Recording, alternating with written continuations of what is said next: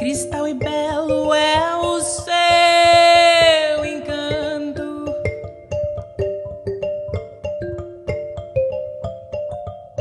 Na noite escura de todo pranto, cristal e belo é o céu.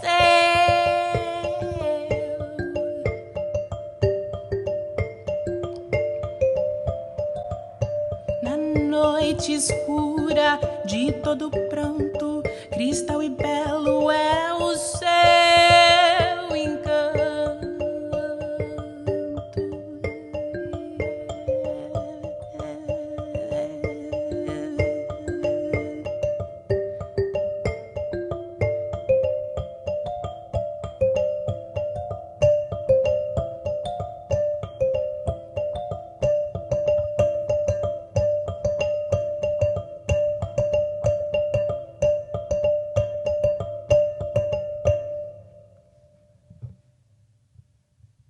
Então, seja bem-vinda, Uruguai. É um prazer tê-la aqui na Hora da Poetisa.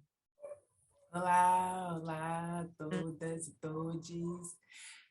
Sou Nurungai, vou falar em português aí, porque atualmente estou no Brasil. Bem, Nurungai significa boca que canta em Tupi-Guarani, né? Na verdade, Nurungai é a contração de Nuru Nhayungai. Nhuru significa boca e Nhayungai significa que canta ou cantar, porque a relação das palavras em Tupi-Guarani, que é a matriz linguística, né, dos povos originários do Brasil, a relação é sempre objeto-sujeito, né? Então é boca que canta, boca cantar. E aí a contração das duas palavras é Nhurungai. Esse é o meu nome artístico, por uma série de questões, por uma série de processos.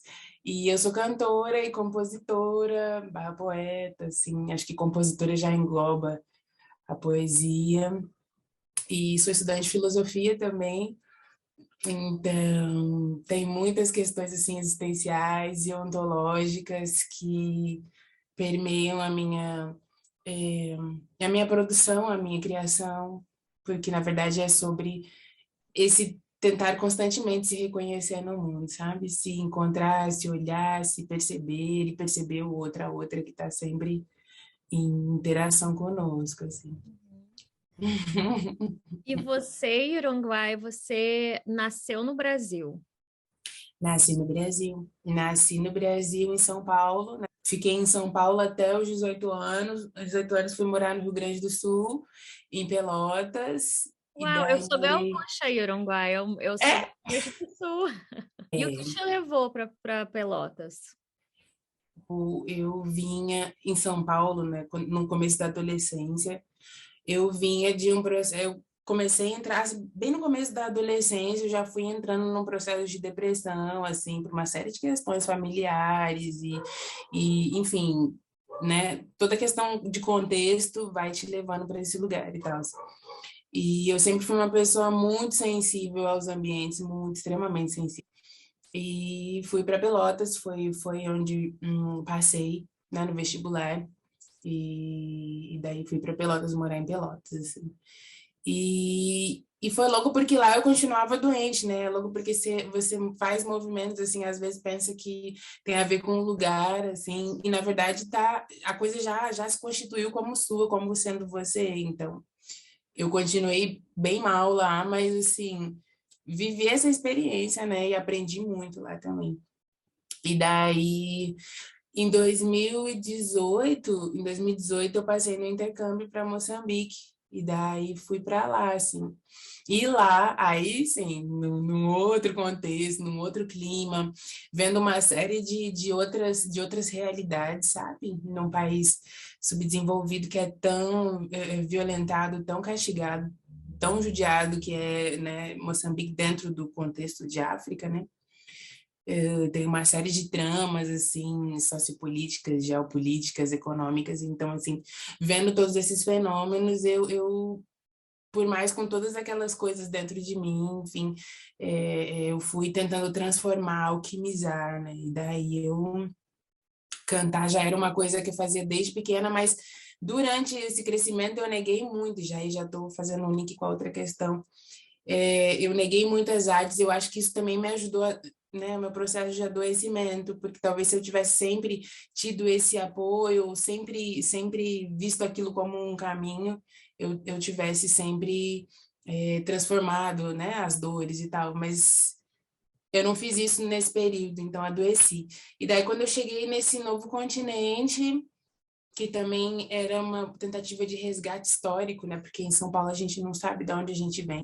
E aí eu falei, não, agora eu vou trabalhar com minha música, já tinha texto, já tinha músicas, aí comecei a experimentar outras coisas também, criar a partir do contexto e daí fiquei por lá, assim. Essa viagem, as viagens que você fez, mudanças de locais, assim, você acha que, olhando agora, né, você acha que foi tipo assim, um processo que foi bom para você passar até nesse caminho de significação, de tudo que estava acontecendo na sua volta? Às vezes essa mudança de cidade, de estado, de país, lhe deu outra perspectiva, digamos assim? Esse movimento que eu fiz despertou esse lado, assim, de sempre que tem alguma coisa que eu sinto que tá parada, travada, estática, eu percebo que movimento é o que me faz pôr as coisas assim num novo rumo, numa nova perspectiva. Eu gosto muito disso, eu acho que isso já virou uma qualidade minha. Então, quando eu sinto que tem alguma coisa que está muito assim, não quer se resolver, aí eu faço um movimento e aí as coisas vão acontecendo. Pelotas é uma cidade extremamente complexa, é uma cidade de interior, mas é uma cidade muito complexa, porque tem uma história escravocrata muito rude, muito pesada. É uma cidade assim, muito fria, então os escravos mais rebeldes, né, que eram aqueles que não aceitavam com tanta facilidade, talvez essa condição o qual lhes foi imposta, então eles iam para essa região do Rio Grande do Sul, né, do sul do país, porque é extremamente frio. E depois de um tempo, assim, depois de um ano, depois de dos 2 anos que eu morei lá, assim, eu me mudei para um bairro, eu saí da região central da cidade e fui para um bairro chamado Barro Duro, que era um bairro quilombola, né? Então, assim, até hoje você tem as manifestações das religiões afro, assim, muito fortes, assim, nas encruzilhadas, nas esquinas, porque tem a Laguna dos Patos, e aí tem a Praia do Laranjal, que é uma parte um pouco mais elitizada, e tem o Barro Duro, que seria esse bairro refúgio, essa região, esse território refúgio. Então, os escravos, quando fugiam das fazendas, ou enfim, de outras cidades, iam e se abrigavam ali no Barro Duro, assim. E é bem bonito, em termos de natureza, em termos de... Tem uma mata ali, muito bonita, é tudo muito profundo.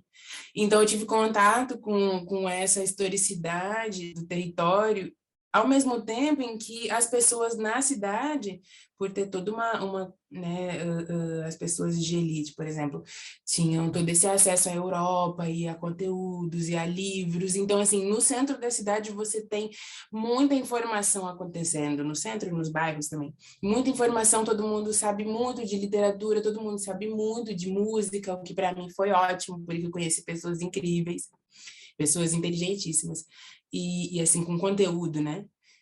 E daí essas trocas foram muito importantes. Depois me mudei para um bairro também que para mim foi totalmente significativo. Eu aprendi a olhar a lua nascer nesse bairro, né? E para mim foi assim a coisa mais bonita. E depois fui levando para outros lugares, para Moçambique, levei o que já tinha sido sintetizado em mim e lá com outras experiências também, né? Fui agregando. E é isso que na verdade é viver, né?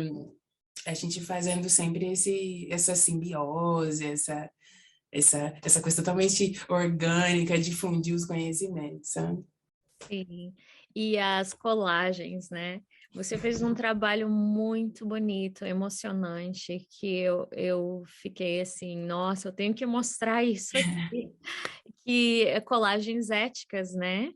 Você poderia falar um pouco sobre esse trabalho que você fez em colaboração com outras artistas, músicas? É, eu já tinha alguns textos, alguns poemas que eu já tinha começado a escrever no Brasil por aí. Em 2017, tinha um ou dois textos. Em 2019, escrevi algumas coisas. Em 2020 começou a pandemia, né? E daí todo mundo meio que parou, os artistas. Lá em Moçambique, assim, a gente tem problemas com financiamento. Ser artista no Brasil é bem complicado, né? Porque é isso. As grandes indústrias querem coisas que vendam e o que vende é sempre o que é muito básico, né? Não, não digo que é ruim, mas digo que é básico, porque é sempre assim, os acordes mais básicos, umas letras básicas, em que não te leva para um lugar de racionalidade, assim, que você pode abstrair, né? O que eu acho massa é essa abstração que a gente faz com coisas da vida, coisas cotidianas.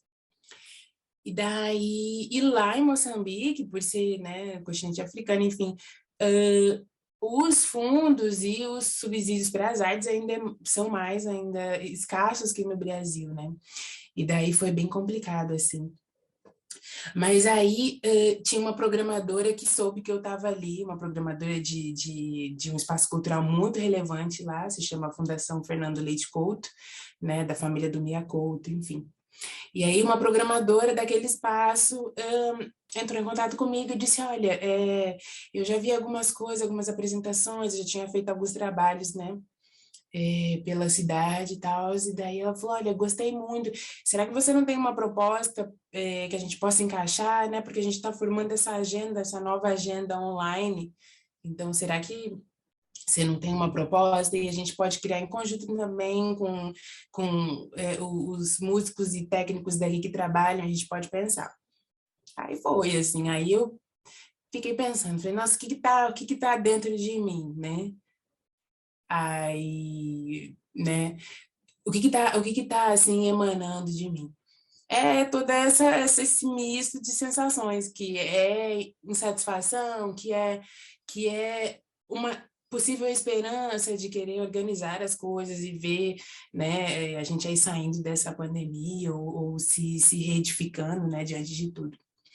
E daí eu peguei alguns textos que já tinha, fiquei olhando para eles ali, eu gosto muito desses textos, eu pensava, eu gosto muito desses textos aqui, esse. Que tal colagens éticas, né? Porque isso de fato é uma colagem. Eu estou pegando textos de vários períodos que eu escrevi e sobrepondo, porque na verdade eles conversam, eles dialogam entre si, né? Eles falam sobre humanidade, falam sobre ética, falam sobre respeito ao próximo, ao reconhecimento do outro e de mim mesma, né? Então, eu fui fazendo essas colagens assim e eu já trabalhava com a violinista, toca violino, porque a gente faz parte de um coletivo de mulheres transnacionais, o primeiro coletivo de mulheres artistas de Moçambique, eu tenho que dizer isso. E uma outra moça que é baixista também toca bastante. E aí convidei a baixista, a violinista já trabalhava com ela, chamei para integrar, para compor. E eu gosto muito de baixo, né? Então assim, eu pensei, poxa, eu preciso de uma proposta que seja assim simples de conceber, mas não simples de assim simples de conceber, mas que seja sofisticada, né? Que consiga casar as duas coisas. Aí foi isso, assim, aí fiz o colagens éticas. Eu amei, a gente vai mostrar aqui. Tem que mostrar. Nossa, eu fiquei. E super inteligente, super bem feito. E apesar de a gente ver eu imagino se fosse ao vivo, né? Mas, Nossa, é, mas mesmo assim, mesmo do jeito que foi, ele é de arrepiar. Tipo, eu fiquei encantada, assim. Eu acho que a gente tem que mostrar trabalhos assim mais e mais e ter que ser incentivado, né? A gente, infelizmente, a cultura, como você estava falando, os incentivos, as ajudas são poucas e acabam divulgando mais o mainstream, né? Principalmente aqui nos Estados Unidos, que chega pra gente de artistas brasileiros ou de língua portuguesa, para a gente aqui consumir, digamos assim, é, é o mainstream. E bem o que você falou, não, eu não estou falando assim no sentido de diminuir esses artistas, mas no sentido de falar sobre o que acontece realmente aqui. E trabalhos como os seus, que tem uma mensagem diferente. Cuidado com as palavras. Quando eu Acha elas, mulher, acha elas. algo que realmente ajuda a gente a construir um mundo melhor, tá bom assim? Tá E ótimo. faz a gente refletir sobre as realidades, que o foco do seu trabalho é uma reflexão coletiva também, né? Onde a gente pode ir se encaixando na sua poesia, na sua música, nas suas letras. Eu fiquei. Não lembro o termo que você usou, deixa eu ver se eu acho aqui nas minhas anotações. Do instrumento que você toca, emberista? Empiricista é a pessoa que toca o instrumento embira. Deixa eu pegar aqui para te ver. Ok. Eu fiquei fascinada com esse instrumento. Você poderia falar um pouco sobre ele? Quando Ai, esse é, zoom que deixa tudo uau, torto. que legal, muito legal. Posso falar. Obrigada, então fala. É, tá. Então é assim, é uma chapa de madeira, né? É um pedaço de madeira que é polido, né? E daí é sobreposto assim é, teclas de metal, teclas de ferro, né? Então, assim, no Brasil, aí elas são presas aqui também por ferro, é sempre ferro e madeira, e ele vai sendo constituído dessa maneira, assim, bem simples. Aí que tá, é bem simples. Às vezes eu levo em algum ambiente, algum espaço assim, de arte e educação, e as pessoas dizem, mas como é que ele pode soar tanto, sendo assim, só madeira e ferro? Da onde é que sai o som? Assim, e é mágico, né? Coisa da natureza. E quer dizer, tá, no Brasil a gente tem uma versão que se chama calimba, né? E a calimba ela só possui esse teclado de baixo. Mas lá em Moçambique e Zimbábue possui assim esses dois teclados, inferior e superior, e no Zimbábue também tem umas outras variações, e que tem umas teclas menores aqui e depois vai aumentando, enfim, aí tem uma outra sonoridade também. Yeah. Esse é a Ambira. E eu toco ele de um jeito muito louco. Posso contar a história? Vou contar. Pode, por favor. É, eu cheguei lá em Moçambique, estava por ali. Em 2018 eu fiz intercâmbio, em 2019 eu fiquei fazendo alguns trabalhos de arte e educação lá, né? E, e daí eu me lembro que a gente estava numa atividade numa escola assim de um bairro chamado Mafalala. A Mafalala é um bairro periférico que acabou se tornando marginalizado, mas que foi um bairro assim extremamente importante, porque os maiores poetas assim da época colonial, assim do final da época colonial para a independência, nasceram lá, né? José Craveirinha, Noêmia de Souza, poetas importantes. A própria música popular de lá, que é a Marra Benta, nasce nesse bairro, porque foi um bairro em que as pessoas de diversos lugares do país iam e se concentravam porque iam trabalhar na construção da cidade, né? Que é mais ou menos a história de São Paulo. Todo mundo vem do Nordeste, né? De vários lugares e compõe essa massa para construir a cidade e depois acaba num lugar de marginal, e é mais ou menos isso que acontece lá na Mafalala. E aí a gente estava num projeto de arte e educação, então tinha uma professora de geografia e de educação ambiental que estava falando sobre reciclagem, tinha um professor de música, que a gente ia fazer instrumentos musicais para se aprender a tocar, por exemplo, percussões com metais, com garrafas PET, enfim. Eu tinha um professor de dança, porque a dança é uma coisa que move demais as pessoas, e daí lá tem um apelo muito forte à dança enquanto não só expressão artística, mas manifesto político também.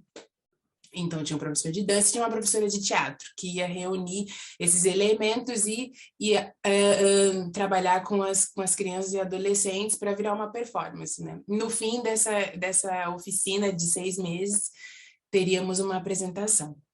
E eu era professora de eu era professora de poesia, de escrita de poesia, né? Então a gente ia fazer textos na oficina de poesia, depois a gente ia aprender a manusear, a fazer e tocar os instrumentos de materiais recicláveis, depois ia pegar algumas músicas feitas com os instrumentos e dançar, e depois disso, né, ia costurar tudo com a professora de teatro para se tornar uma peça, né?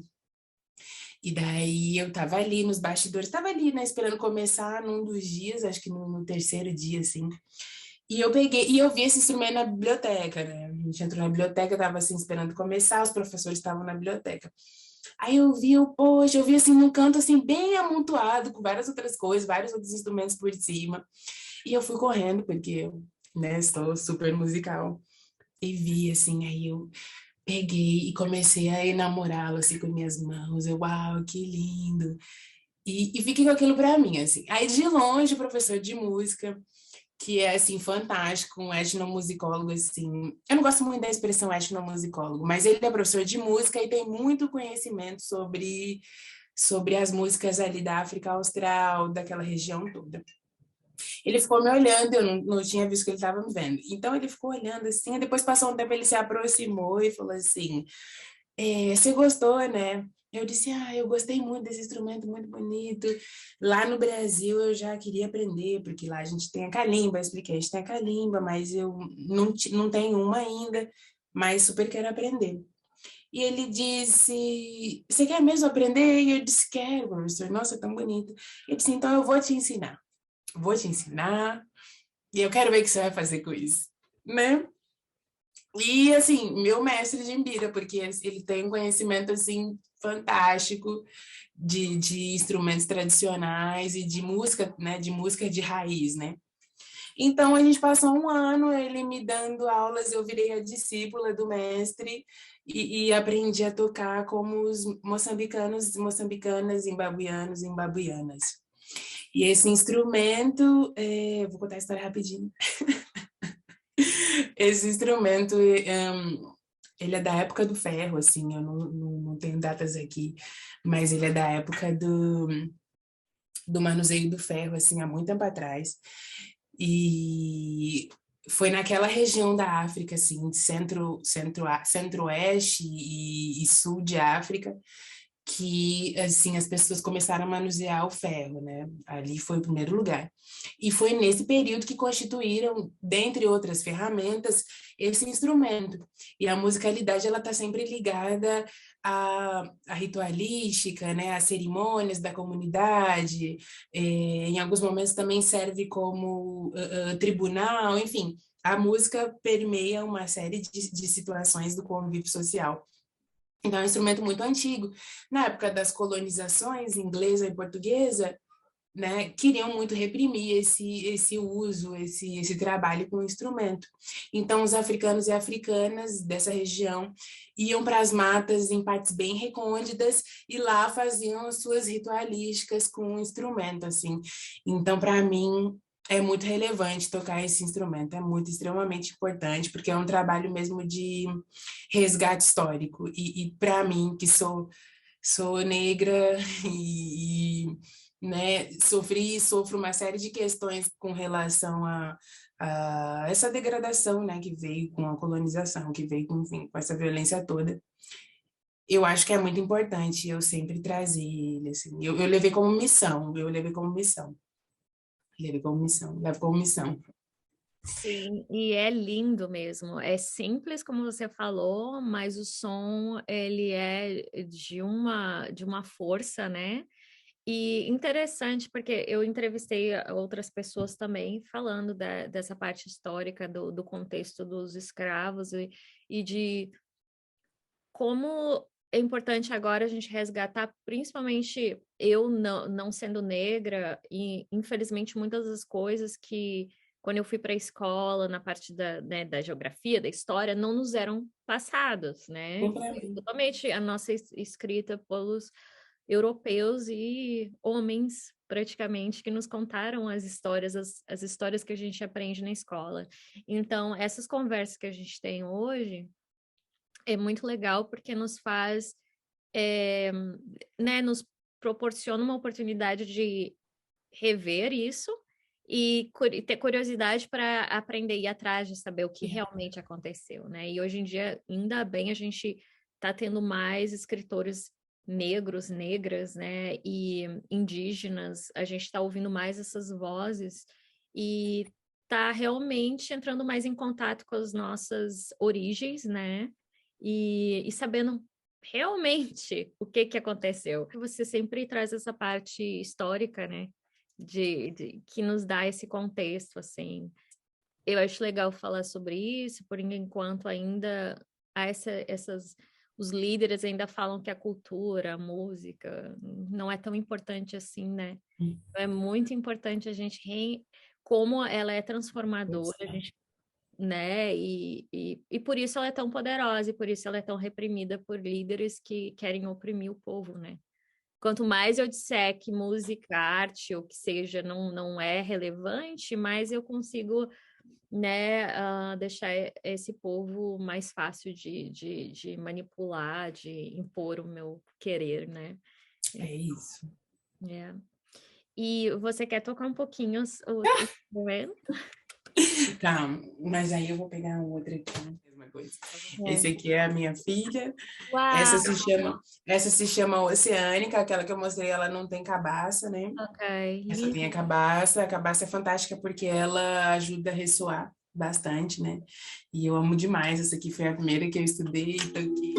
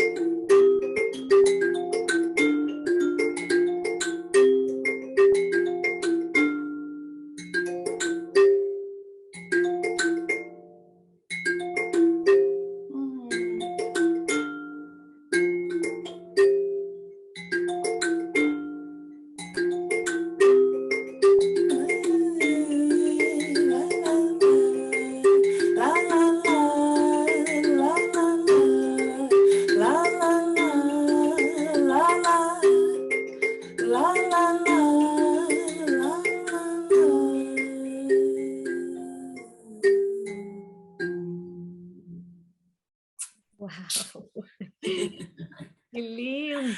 Lindo! Minha filha, manda um beijo pra elas.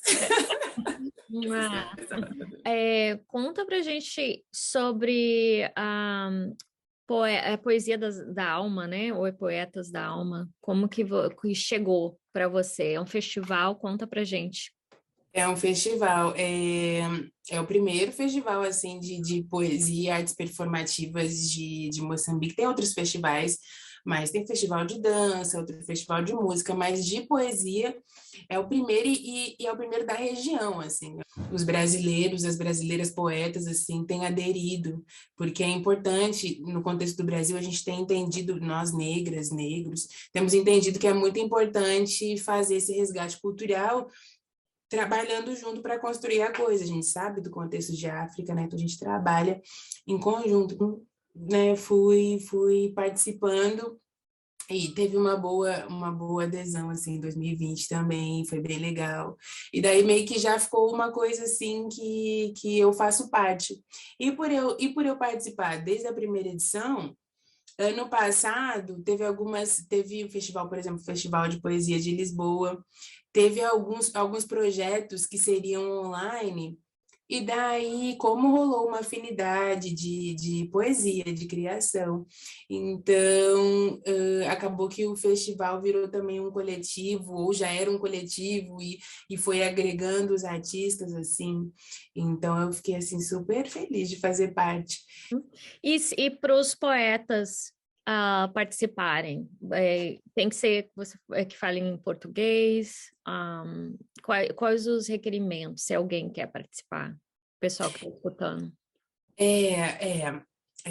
Não comentei, é o Festival de Poesia Internacional, né? Então, ele tem essa característica de fazer esse intercâmbio internacional. Então, todas as edições tem gente de tudo quanto é lugar, assim, de vários lugares de África, de vários lugares da América, de vários lugares da Europa, assim, tem da Ásia, enfim, tem gente de tudo quanto é lugar, assim. Eu não cuido da parte que faz a programação, eu não sou programadora, nem sei como que isso funciona, né? Mas eu acredito que os artistas entram em contato com a programação, assim. Eu não sou a melhor pessoa para dizer, né? Mas, assim, tem a página no Instagram, Poetas Dalma, tem página no Facebook, então acho que os artistas podem olhar, assim. Eles é presencial, não é virtual agora. O Os próximo. dois. As duas, porque a primeira edição foi em 2019 e depois a segunda edição foi em 2020, logo na quarentena, logo na pandemia.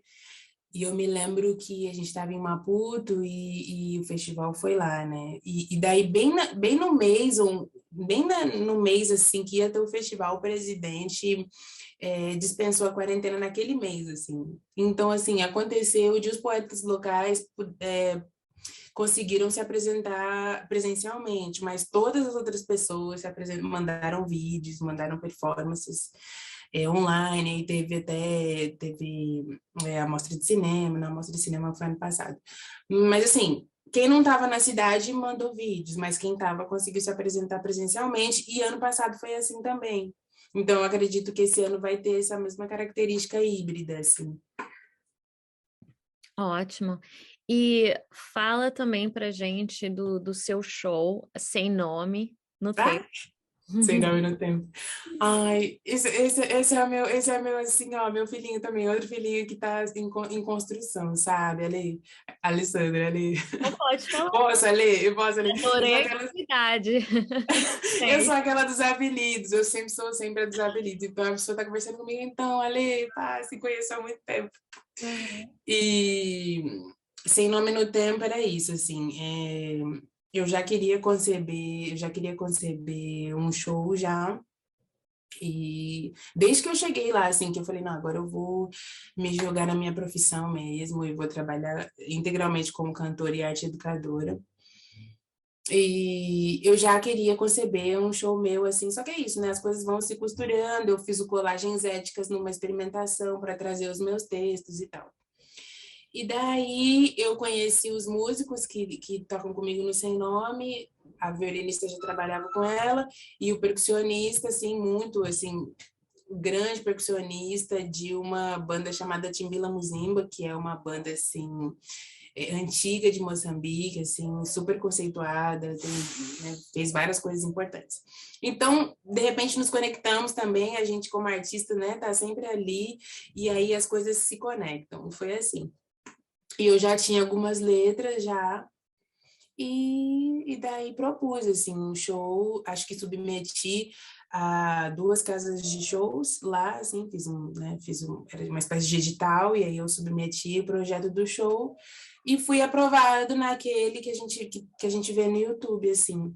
Aí foi a primeira experimentação do show, assim. Eu pretendo trazer isso para o Brasil, mas, assim, é sempre muito aos poucos, né? A artista tem que ter muita paciência, né? Sei. É. Aí é isso, assim. Tô na luta para conseguir trazer o Sem Nome para cá Aham. para o Brasil. Sim, e o sem nome também pode vir para os Estados Unidos, dependendo se tiver apoio, quem sabe quem está escutando. Com certeza, com certeza, com certeza. Se tiver apoio, vai para todo lugar, vai para todo lugar. Sim. Na verdade, eu que gosto de me movimentar, Alessandra, esse é o meu objetivo, esse é o meu objetivo, porque eu nem estou muito preocupada em muitos números no Instagram e também sei que não vou assim ter uma renda absurda, que eu possa ter um lucro absurdo e entrar no mundo do capital, não é nada sobre isso, assim, é sobre mesmo eu existir, mas conseguir pagar as minhas contas, né, assim, porque Uhum. sou pessoa e a gente tá nessa dinâmica, né. Claro, claro. E voltando para sua experiência em Moçambique, você ficou lá quanto tempo? Fiquei 3 anos, Uau, 3 anos. três Quando anos. você tinha isso em mente quando você foi lá, eu vou ir para lá estudar e tal, e vou ficar bastante tempo? Ou você foi algo assim também que foi acontecendo de forma espontânea? Foi acontecendo de forma espontânea, assim, a princípio eu só iria ficar um semestre por causa do curso e tal, mas é isso, assim, ai, foi bem na época que o Coiso virou presidente, então, assim, eu falei, não, eu ainda não tô bem de saúde Claro. eu ainda não tô bem, não, esse Coiso mesmo, assim, né? Nem é digno de falar da minha boca linda, da boca que canta, não é digna de falar meu nome, o nome dele, né? Adorei. E daí ele assumiu a presidência, eu sabia que ia ser um caos, assim como foi e tá sendo. E daí eu falei, não, não tenho condições. Eu ainda não me curei. Na verdade, isso é um processo diário, mas eu ainda não estou bem para estar nesse ambiente. Então, acabei ficando por lá, assim, né? Organizei umas burocracias, uns trâmites para poder ficar por lá mesmo em Moçambique e fui ficando, assim, e passei por várias coisas. Ser imigrante, principalmente brasileira, que é super sexualizada, assim, não é fácil. Ser imigrante não é fácil em qualquer lugar. E depois tem uma série de estereótipos. E daí eu passei por várias questões assim, sabe? Então, mas fui ficando porque ainda tava com aquela do tipo, tem coisas daqui, tem coisas aqui. De repente comecei a aprender a ambira, que do nada aconteceu. E daí foi isso, assim, eu fui trabalhando, me movimentando, mas aí ano passado eu entendi que já estava ficando assim demais assim para esse período e eu também queria voltar para o Brasil para tentar né, financiamentos para os meus trabalhos assim, porque aqui ainda é um pouco melhor assim. Aí foi por isso. Foi mais assim, mas também me sinto muito mais forte depois de tudo que passei lá, assim, como estrangeira. E é isso, quando você está num outro lugar, você precisa fazer a sua própria nessas. Eu tive uma rede muito massa, assim, amigos, gente muito bonita que me acolheu, mas assim, tinha momentos que é você e sua força que você vai descobrindo, sabe? Sim, sim. Você falou aí que muitas pessoas aqui vão se identificar com o fato de ser imigrante, né? Que é algo que não é fácil, né? Por mais que você tenha, às vezes, família, que tem muitos imigrantes que têm a família que imigra junto, né? E É, outros não, outros estão sozinhos, e o racismo, o preconceito, o clima, um monte de coisa. O fato de você ter que começar do zero, né? Porque é cultura diferente, língua diferente, aquela rotina, aquela que você está acostumado ali, você começa tudo de novo. E o legal é isso que você está falando, as oportunidades também que vêm com isso, de você ampliar o seu trabalho, as perspectivas, conhecer pessoas de outros lugares, né? Aprender outros instrumentos musicais, outro idioma. Então, tem essas coisas legais também, mas não deixa de ser difícil, né? desafio. É uma escolha, é uma escolha, mas para muitos não é uma escolha, né? Mas tem alguns que têm esse privilégio, mas a gente fala que é escolha, mas nem sempre é uma. Se você tem o privilégio de fazer essa escolha, é uma coisa. Agora, quando você meio que para sobreviver, né? Para Você sobreviver. precisa.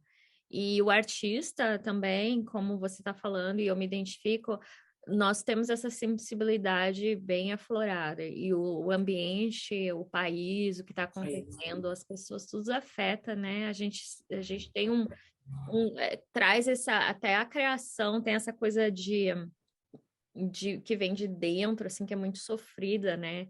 Então a gente sente o poeta. Eu escrevo poesia também. E quando eu Que massa. interessante que quando eu vim para cá, eu não sabia, eu nem chamava de poesia. Até hoje eu tenho vergonha, assim. Ai, vou mostrar. Ai, não. Quero ver, quero ver. Mas quando eu vim para cá, em 2000, eu não falava inglês, né? Eu vim assim, não foi para estudar. Eu vim achando que eu ia ficar um mês por aí. A situação no Brasil com a minha família estava bem difícil, e aí econômica, daí a gente mudou. Aí quando eu cheguei, essa coisa do isolamento, por causa de não falar o idioma, eu fui direto trabalhar numa fábrica, e eu com essa coisa do teatro, de artista, né? Tipo, nossa, eu fui trabalhando numa fábrica, não tinha nem janela, tinha que trabalhar em Nossa, pé, sabe, montando nossa. pecinha. Eu fiquei com depressão, assim, bem, mas eu não tinha escolha, entendeu? Tipo assim, eu vou voltar para o Brasil. Não tinha como sobreviver na época. Não tinha, tentei, no caso, aquelas filhas enormes para vaga de emprego e que não consegui, eu passei por tudo isso. Então, não, eu tenho que aguentar aqui e tenho que ficar, porque eu não tenho outra escolha agora no momento. Mas nessa coisa da depressão, e eu comecei a escrever, daí eu escrevia para colocar tudo para fora. E aí os brasileiros que trabalhavam comigo, que também estavam na mesma situação, começaram a ler e disse: não, continue escrevendo, isso é muito bonito, porque eles se identificavam também. E aí eles me incentivavam, e aí eu escrevia. Aí eu conheci uma pessoa, uma carioca, negra, eu chamava ela de Dourada, linda. Escrevi para ela, era tipo uma homenagem para ela, e ela amou. Aí, por causa disso, ela começou também a escrever, aí ela começou a cantar. Que E, maravilha. então, assim, como a gente, uma pessoa colaborando com outras coisas da gente, em vez de Sobreviver, né, mulher? e aí eu encontrei um grupo de teatro que fazia teatro aqui, aí a gente consegue viver, né? Porque tu não tá ali só trabalhando, só sobrevivendo, tu consegue. A arte nos dá essa sensação de vida, de respirar, de sentir, de leveza, De de... sentido também, porque ontem eu tava assim bem reflexiva assim, e essa lua cheia assim tá super mexendo comigo. E é sério. E daí, inclusive, nasceu lindíssima aqui. Nossa, anteontem assim foi um escândalo no céu. E eu nunca achei que São Paulo fosse me proporcionar isso, mas assim, a gente tem que ter olhos de ver, né? Olhos de captar.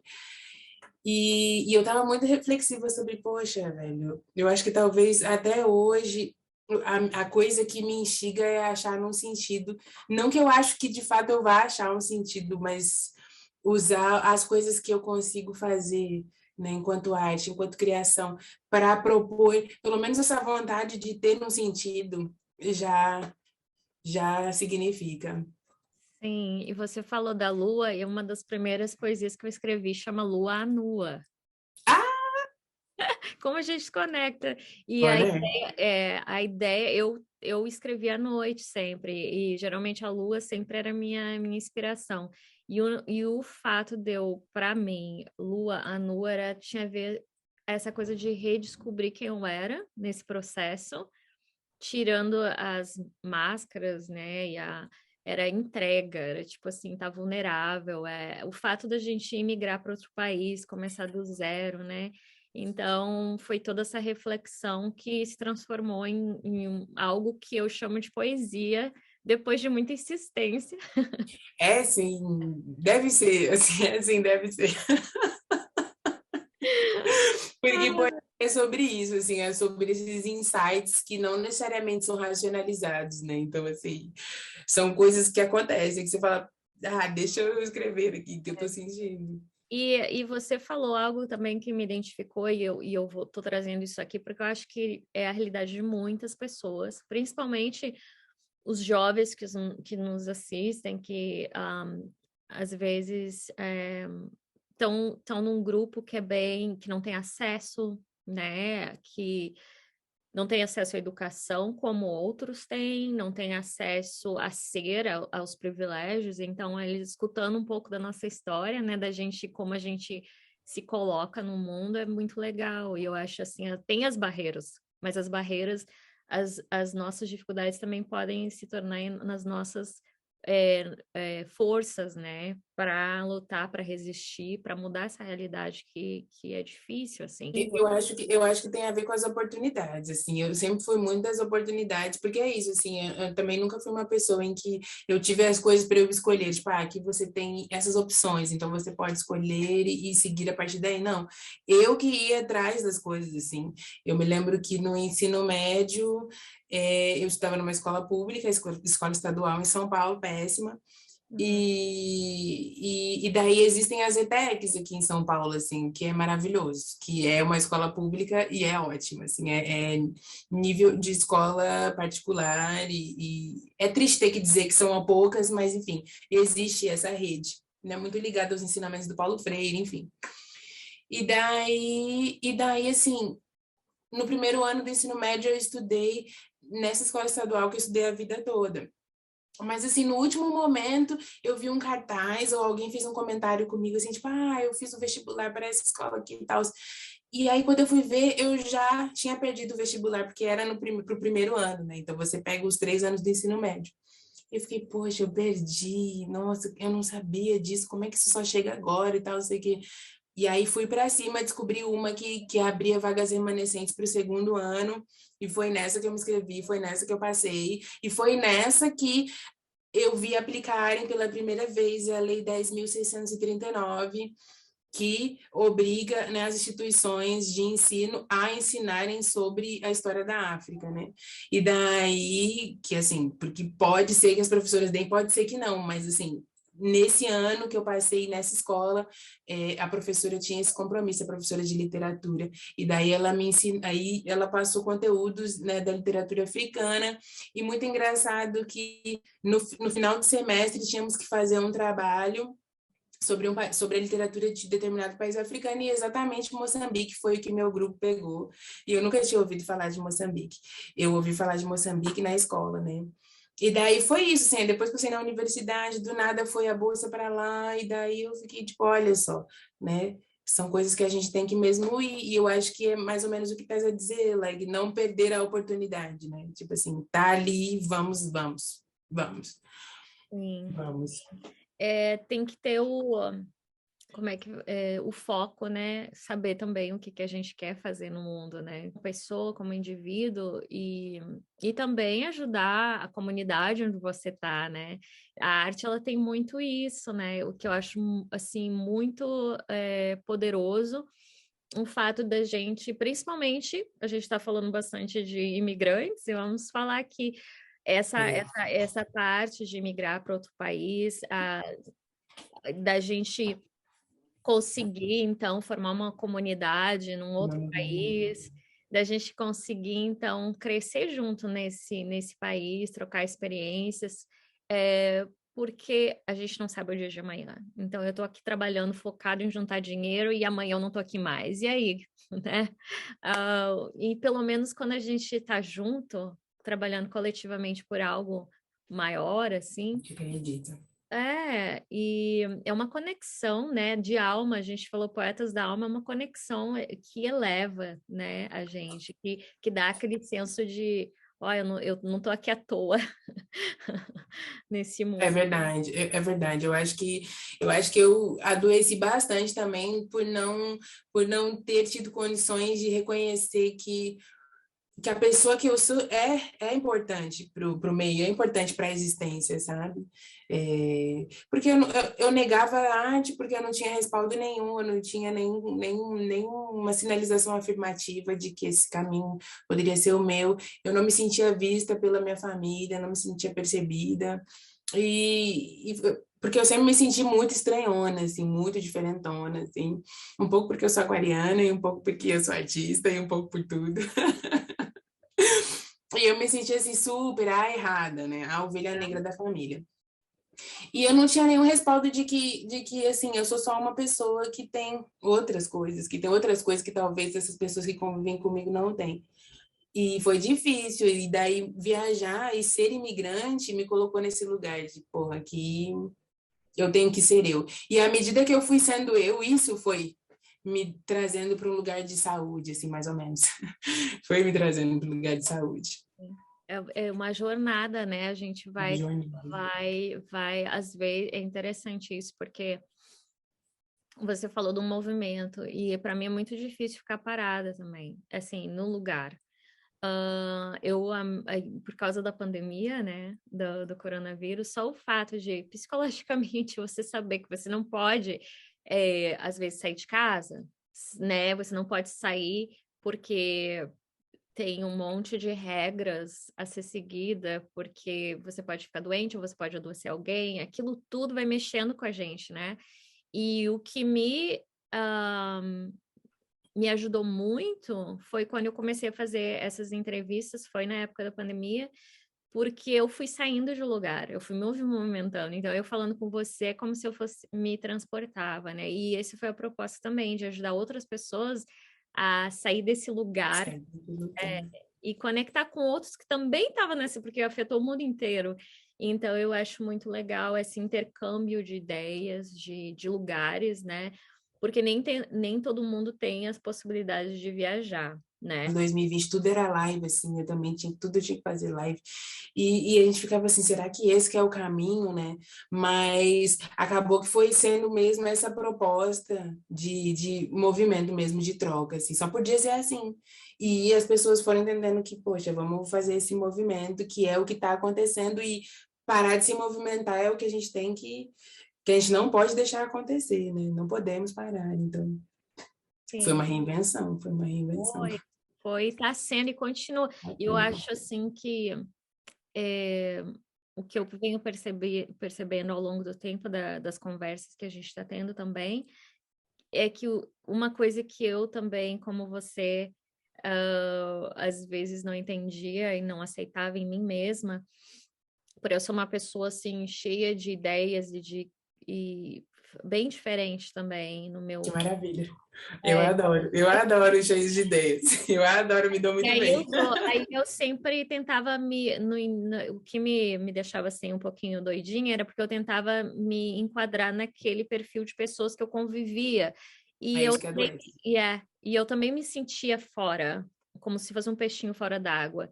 E no momento que eu entendi e foi um processo muito longo, muita terapia, assim, que eu fui entender que o que eu tinha valor também, que eu me sentia que nada que eu fazia tinha valor, até me prejudicava até como eu me ocupava. Eu ia para os lugares, mas como eu ocupava aquele lugar, não era completo, porque eu me colocava atrás, escondida, invisível, porque eu achava Entendo que não tinha completamente. valor, né? Então, até eu entender que eu tenho valor, eu só tenho algo que é diferente dos outros, mas que não é menos, foi um processo, eu diria assim, um pouquinho antes da pandemia, anos, e eu tenho quase 50 agora. Ah, tem quase 50 tu. Eu tô um pouquinho atrasadinha. Não, não. Eu acho que isso é outra sabotagem nossa, assim, outra autossabotagem. É sempre achar que você tá muito depois de todo mundo, né? É verdade. Eu também fiquei numa se a minha família fosse uma família de artistas, ou se pelo menos minha família me instigasse, e não teve nada disso. E eu tenho que aceitar, e dói às vezes, me diz que eu tô mais assim, emocionalmente abalado, emocionalmente assim, né? Mais tendendo para um sofrimento mesmo. Eu fico me pegando em questões essas, tipo, sim, mas Uhum. acontece que já passou, né? Já passou. Mas muito legal conversar contigo. Eu poderia ficar aqui. Eu sinto que você pode me chamar Lê já faz tempo. Já chamei. Ai, eu adoro. Já chamei, Isso mulher. que é legal, é a gente chegar nessa conversa gostosa, a gente fica confortável, e aí é que a gente fala com leveza de assuntos, às vezes, até complicados de falar, né? E o tempo não é longo, então é difícil, a gente não pode aprofundar, Mas essa troca é bem legal, assim, e eu acredito que para muitos ouvintes que estão nos escutando hoje, porque esse show ele pode ser assistido em qualquer lugar no mundo, e muitas pessoas vão se identificar com as nossas histórias, com as nossas trocas, e, e quem sabe a gente também possa inspirar, né, aqueles que estão assim se sentindo um pouquinho como eu me sentia e como você também, com esses questionamentos, e que os questionamentos, eles existem e vão existir para muito tempo e tá ok, né? Mas a gente saber que a gente tem valor, que a gente é especial nesse mundo, importa, né? Importa, sim. Importa, sim. Então, tá. Você quer deixar uma mensagem, fazer um convite ou terminar com uma música? O tempo é seu. Então, queria pedir para as pessoas que estiverem vendo, né, me acompanhar no Instagram, principalmente no YouTube. Como eu disse antes, né, não me interessa ter muitos seguidores, ter 1 milhão de seguidores, ter assim. O objetivo é o que nas pessoas eu posso evocar de verdadeiro, né? Mas é isso, eu sou uma pessoa entre várias e, como dissemos, né, não sou melhor nem pior que ninguém. Então, assim, eu também preciso desse espaço de fala, né? Como hoje aqui, achei bem legal, gostei muito, Ale, muito obrigada, queria agradecer a ti. Acho que quando a gente se engaja de verdade, né? A gente acaba, né? Nas nossas ações, a gente realmente faz aquilo que a gente acredita, não é só falar. Agradecer mais uma vez e dizer que eu acho que viver é bem complexo, apesar da gente ser mais uma categoria animal, né? Mais uma espécie animal, e a gente olha os outros animais assim na natureza, a gente pensa que parece uma coisa tão mais fácil, né? E a nossa existência é bem complexa. É, eu acho que é isso, assim, é um descobrir diário, é uma imersão diária, na verdade, é um aprofundar diário. E para as pessoas que estiverem vendo, eles, elas, procurem reconhecer quem vocês são, assim, procurem reconhecer quem vocês são. Às vezes dói e a gente quer evitar porque dói, mas assim, tudo dói, muita coisa dói, né? Então, é melhor que seja uma dor com clareza, uma dor com esclarecimento, uma dor com, eu gosto de falar a verdade, uma dor com verdade, do que uma dor de fingimento, uma dor que você não sabe como, da onde vem, sei lá. Então, procurem ser quem vocês são. Procurem ser quem vocês são. E posso aqui fazer uma melodia para finalizar com a Baby. Deixa eu ver aqui. Hum.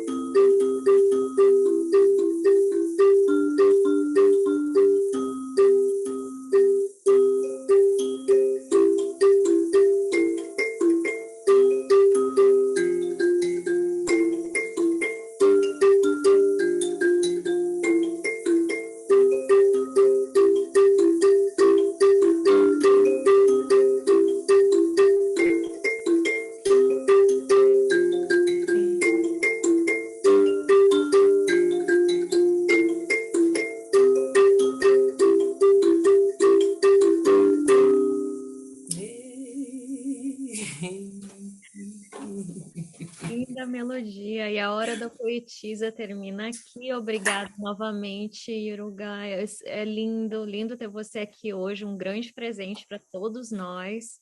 E é isso, a gente deixa vocês aqui e até a próxima. Me Tchau. leva pra cima. Tchau, mulher. Obrigada.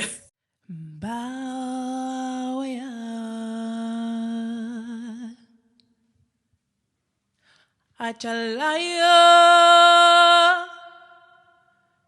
Jalodum Winnie Winnie Mbembe Mayamsa Afifi